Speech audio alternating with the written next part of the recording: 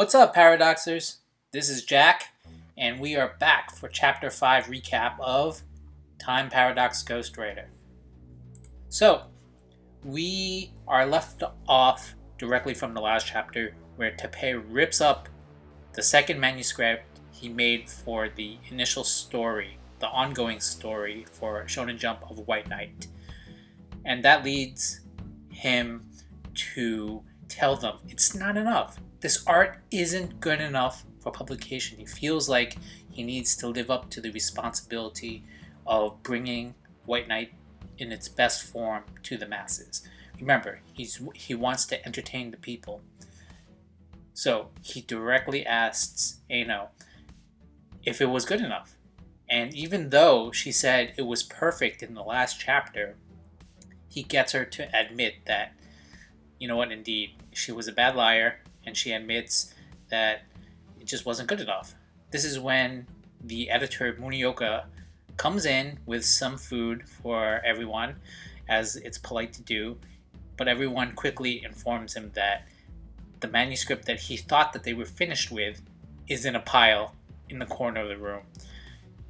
He is shocked, of course, and he wants to know what happened. So Teppei lets him know that he wants to redraw it again. He wants to do all the character art, but there's only 9 days to do it. So he makes a deal with Munioka. He can draw it, he can redraw it by morning, until 6 in the morning. That's his deadline. But if not, if he can't find a draft that he's happy with by then, they are just going to use the first draft. Because remember, that draft was not ripped up. He just threw it on the floor. There was still time to do a second draft, which they went with. So what happens is Munioka confiscates that first draft. I believe it's the first draft, maybe even the second draft, because it looks a little crumpled up.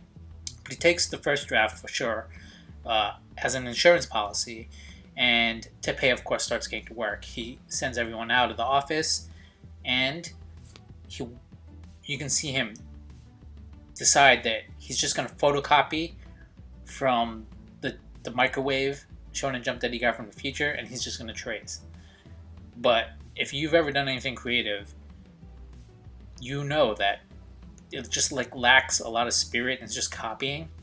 Stuff like that works better when you're young, and you just it's more of a novel thing to be able to create work that's near professional quality because you traced it. But when you're a professional, that it wears off really quick. It's not very impressive. You want to make stuff that you're passionate about. So that's where he is. It's 3 a.m. Teppei is still not satisfied with the work. That's where we hear the ding dong, and Aino is at the door. Extremely weird since she's in a school outfit. But remember, I think she is loaded, right? So maybe she has a driver take her here into the city. Or no, she lives in the city now. She moved here. So I don't know exactly how she got here. But she's here now, and she gives him a pep talk. She uses a weird metaphor of saying that he's free to do what he wants. But Teppei is in a really bad situation now because he's not satisfied with the copy that he did that was tracing. So he asked her, what can I do that can improve White Knight? What is it missing? And she's like, why you're asking me, dude? And he brings up that they are two of a kind because they both came up with the idea, referencing the older chapters. But she replies that she doesn't have an answer for him. She says, this is your White Knight, Sasaki Sensei. And so he's hearing those words come from her, which is quite meaningful, I suppose, because he knows the truth. And she actually admits as well that at first, when she joined as an assistant, she thought she could give him advice and make White Knight better, but that was actually a false idea. It was a bad idea, and she's actually ashamed because she saw how hard that he was working in the last chapter, how serious he was, and she has now come to the conclusion that, White Knight is his. what is in this dimension is what he's making out of it, since he's the one bringing it. He's the leader of bringing it to life. And so Teppei finally has a reckoning with himself. He snaps back into place, and he starts off on making the manga again after Itsuki leaves. So he works on the manga again, and you get this awesome splash panel with steam coming off my boy here. And everyone is happy with it after all. All the assistants agree that this is the best chapter yet. The editor, Munioka, does make the remark saying that it is way better. He took the second version into a different style, but he brought it back to the way that the original one-shot was in this latest revision. So everyone is happy with it, and to finish it off, he apologizes to everyone for being such a diva, doing 3 versions of the manga. And to finish it off completely, this chapter, just wrap up that thought, he does ask Itsuki Aino again if she thought it was good. This time she replies with a much more sincere answer, saying, "It's far from perfect, but it's still really great. It's awesome." And that concludes this initial arc of bringing chapter 1 of White Knight to the presses. Alright, so here are my thoughts on this week's manga. So, the number one thing I believe that they're trying to express is that, okay, so chapter 1 is a big deal.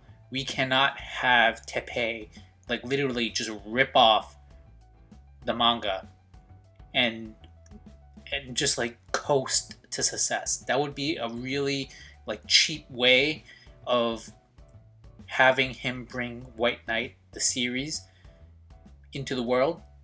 We want to see Teppei suffer for what he received. We want to see him have some drama to creating the work.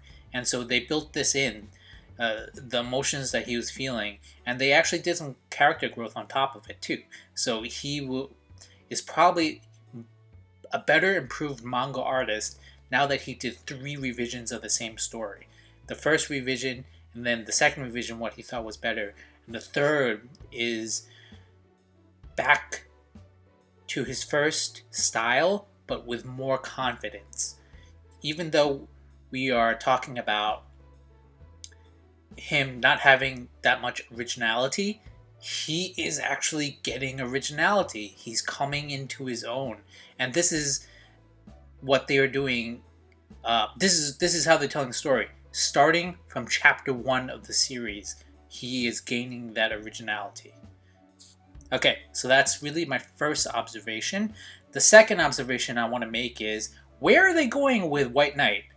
Is he going to write it moving forward, or is he going to plagiarize from the copies that he's receiving from the future more?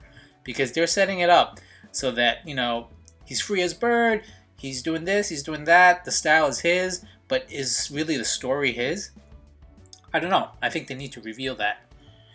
And the third thing that I want to talk about is his connection with Aino. So they bring back a lot of callbacks to We're Two of a Kind, starting from, I believe, chapter 3, where she ran him down, and they came to a conclusion that they're 2 birds of the same stone. That's why they created White Knight so similarly. And they repeat a lot of those elements in this chapter, and I feel as though that's going to be a major plot point moving forward. That's all I'll say about that. I could be completely wrong, but that's my guess right now. So those are my 3 observations. Thank you so much for supporting the channel so far. I hope you like this one. It really helps if you like and subscribe. Check out the Twitter at ParadoxTweeter. Thanks. See you next week.